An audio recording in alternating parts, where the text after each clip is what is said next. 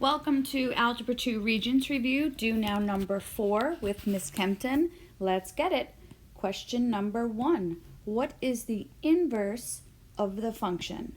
So, inverse means to switch x and y. And sometimes you'll see the inverse written with a little -1 as an exponent. So if you see that, you know that they automatically are talking about the inverse. All right, so instead of y equals, we're going to switch it to x equals. And instead of 4x, we're going to switch this to 4y plus 5.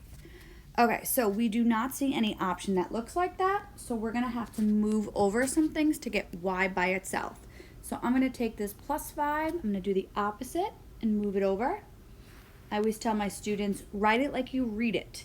This is x minus 5. Okay, last step to get y by itself, I'm going to divide by 4. Again, I do not see that, but that's because sometimes they like to break the 4 up and put it underneath both terms. So if I take 4 and put it underneath the x, and I take 4 and put it underneath the 5, and then lastly, I'm going to do one more thing. Technically, this is a 1x, so I can read that as 1/4 x minus 5 over y, which is option 2. Okay, moving right along to question 2. Cameron puts $400 into a savings account that earns 6% annually. That's once a year. The amount in the account can be modeled by this function we'll call C of t. T is the time in years. Which expression best approximates the amount of money in the account using a weekly growth rate? This question is extremely popular. It happens every single Regents. What's happening here is we're changing your R. We're changing the rate from years to weeks. So the rule for this is 1 plus and minus whatever your rate is, and it has to have an exponent of 1 over UC. UC is the unit change. In this case, we're changing from annually to weekly. Okay, now this question actually did us a favor. I don't even have to worry about the 1 plus and minus the R because they already did that for us. So I'm just going to take 1.06 and I'm going to change this to 1 over 52. Now, knowing what I know, I can no longer use t because t is in years. So because I know that I no longer can use just t, I can just cross those off. All right, now let's actually do the math in our calculator. 1.06 raised to the 1 over 52, because there's 52 weeks in a year. And I'm going to get this decimal. So I'm looking for 1.00112. Okay, so I see it right there.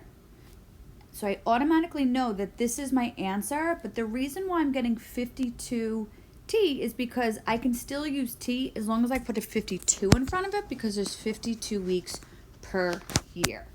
All right, and the last question. The height above the ground for a person riding a Ferris wheel after 10 seconds is modeled by this function. We'll call this h of t. How many seconds does it take to go from the bottom of the wheel to the top of the wheel? So essentially what's happening here is that we have this Ferris wheel. Okay, there's lots of people on it. Oh, wonderful. Lots of people on it. Wonderful. And when this Ferris wheel rotates and we want to know how much time that is, because that's one revolution, that's talking about your period. So in this question, they really need to know what is the period. So there's a formula for period. It's 2 pi over b. And b comes after the sign, but before the variable in this case, which is t. So pi over 45 is b. All right, so now that I have that, let's find the period. 2 pi over 45. Now there's two ways you could do this. You can multiply by the reciprocal. The reciprocal just flips the fraction, and then what happens is pi's cancel out because pi's on the top, pi's on the bottom. Or if you want, you can totally just put this in the calculator. So I can put 2 pi over, and then I could put another fraction, pi over 45, and I'll get 90. Now be careful though, because the answer is not 3, and that's because they actually just want to know a half a revolution, because they want to know from the bottom to the top. So in this case, we're really only going to here. So instead of 90, it's going to be half of that, which is 45. Thanks for tuning in.